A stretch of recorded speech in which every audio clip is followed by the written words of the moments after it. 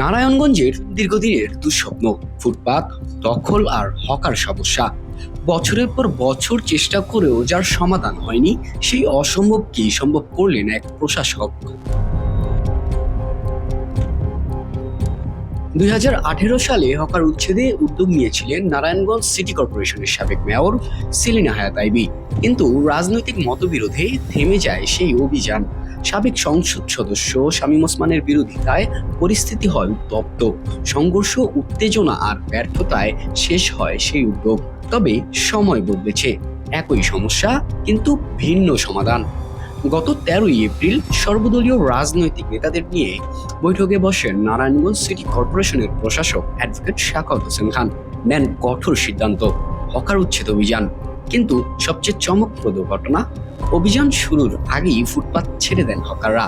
নগরবাসীর চোখে স্বস্তি, দীর্ঘদিন পর ফুটপাতে নির্বিঘ্নে হাঁটার সুযোগ।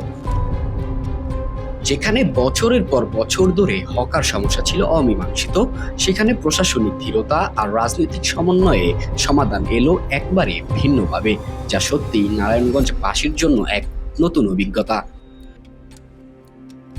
আইভী যেখানে ব্যর্থ, সেখানেই সফল হন শাখাওয়াত। দৈনিক উজ্জীবিত বাংলাদেশ, নারায়ণগঞ্জ।